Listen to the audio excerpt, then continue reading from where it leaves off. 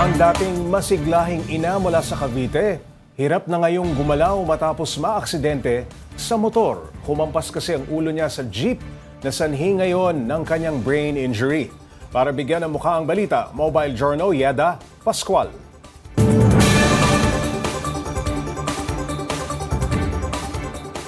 Naging baldado ang isang ina mula Cavite matapos maaksidente sa motor. Ngayon patuloy siyang lumalaban kasama ang kanyang pamilya para magsilbing inspirasyon sa iba. Siya si Mami Colleen, 30 anyos, taga Silang, Cavite. 5 taon na siyang bedridden, may tubo sa lalamunan para makahinga at nakapeg tube para makakain. Kwento ng kapatid niyang si Audrey, na aksidente ang kapatid noong August 2019 habang nagmamaneho ng motor papasok ng trabaho.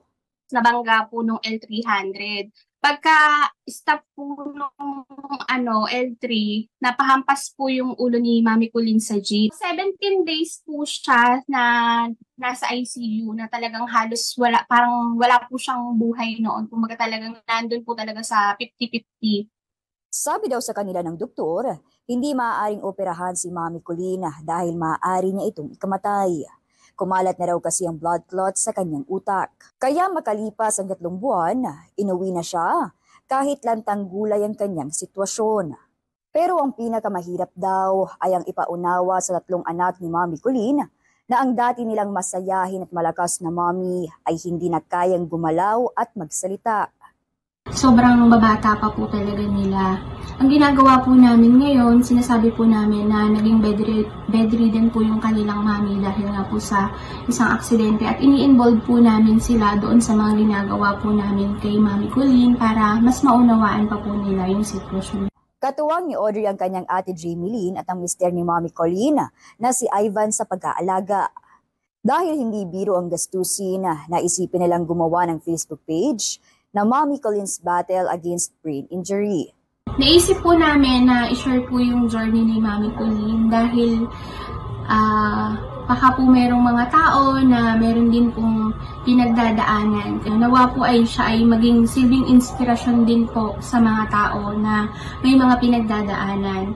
At sa isang banda po, nagbabakasakali po kami na makahingi rin po kami ng tulong doon po sa mga taong makakapanood ng mga video po ni Mami Colleen. Bumuo rin sila ng fundraising campaign na makikita sa FB page ni Mami Colleen. Dito may ibinibenta silang mga t-shirt at iba't ibang pagkain. Ngayon, plano nila Audrey na ituloy ang pagpapatherapy ni Mami Colleen. Natigil daw kasi ito dahil kapos sila sa pinansyal. Ako po ay humihingi ng tulong para kay Mami Colleen, para po sa kanyang pang-araw-araw po na gastusin. Ako po si Mobile Journal Yeda Pascual, nagpapaalala na bawat may karamdaman ay kailangan din ng kalinga. Kamustahin natin ngayon ang lagay ni Mami Colleen kasama si Mobile Journal Yeda Pascual. Yeda, paano ba nangyari yung aksidente at saan ba siya papunta nung umaga na yon, si Mami Colleen? Pops Ray, ayun na kwento nga ng kanyang kapatid na si Miss Audrey. August 2019 nangyari yung insidente. At 1 taon naman na daw na nagmamaneho ng motor si Mami Colleen. So around 7 a.m. or 8 a.m. daw, habang papasok nga si Mami Colleen sa trabaho, ay ayun nga, may biglang sumalpok sa kanya na L300. So hindi niya napansin yun. So siya ang binangga? Yes. Okay. Sa kanyang gilid nga. Tapos yung kanyang ulo naman sumalpok din sa isang jeep. Siguro nga na out of balance, ayun daw yun ang nangyari. Kaya nagkaroon nga siya ng brain injury. So nalaman na lang ng kanyang family, nang tumawag yung CTMO at rescue ng Dasmariñas dahil sa Dasma nangyari, na yung kanyang kapatid ay nasa isang ospital na, sinugod na sa ospital. Nabanggit mo sa iyong report na hindi na pwedeng maoperahan si Mami Colleen kasi maari niya itong ikamatay, no? Ano pa ang posibleng paraan para magamot yung kanyang brain injury? Yes, Pops J, hindi na nga ina-advise ng mga doktor na operahan si Mami Colleen dahil kalat-kalat na nga daw yung blood clot sa kanyang utak. So, noong mga panahon na yon, meron siyang iniinom na gamot para nang malusaw yung blood clot sa kanyang utak.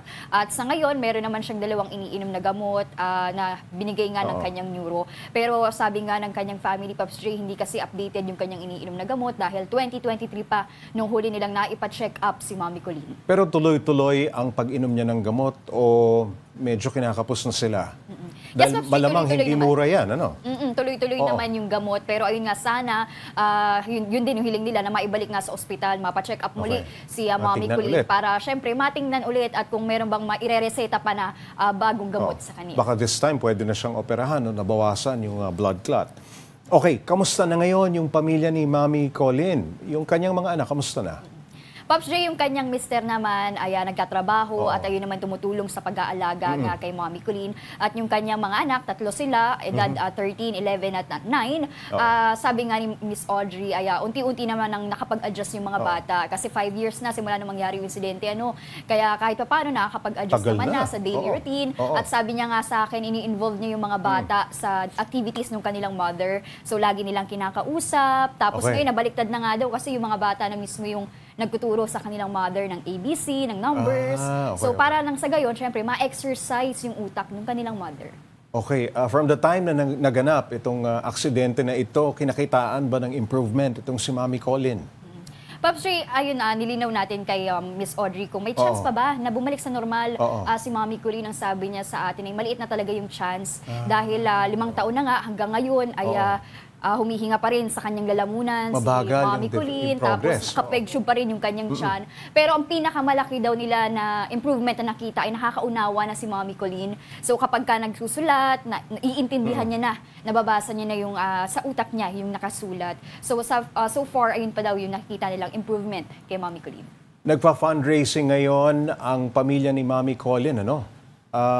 Ano ang plano nilang gawin dun sa malilikom na pera? Pops Ray, yung kanila kasing bill sa ospital, hindi biro. 5 years ago, umabot daw sa mahigit milyon. Okay. At hanggang ngayon nga, binabayaran pa rin Malaki nila yung pa. ospital. Yes, Oo, at yung oo. balanse nila, nasa 800,000 plus pa. So hanggang ngayon, if makakaliko man ng pera, makakatulong daw yan pambawas nga sa kanilang balanse. At plano din nila na ituloy sana yung physical at occupational therapy ni Mommy Colleen nang sa gayon ay mas mag-improve pa yung kanyang kondisyon. Yung sinasabing sasakyang bumangga dito kay Mommy Colleen, ito ba tumulong man lang dito kay Mommy Colleen sa pagpapagamot at sa ilang gastusin? Yes, Pops Ray, that time daw, desidido talaga yung pamilya nakasuhan yung nakabanggaan. Oo. Pero nagmakaawa daw yung pamilya na talagang hirap din sila. Kaya nakulong naman daw ng maghapon yung Okay. nakabangga, pero Oo. nakapag-usap daw sila at nag-settle nga ng 25,000 pesos. Okay. At tumulong din sa pagbebenta ng mga t-shirt. Pero after daw noon, wala na daw tulong silang natanggap at wala na silang nabalitaan pa doon sa nakabangga. O, kita mo nga ito, long term, yung naging epekto Yes, sa pamilya ni grabe. Mommy Colleen. Ano? Okay, maraming salamat, Mobile Journal Yeda Pascual.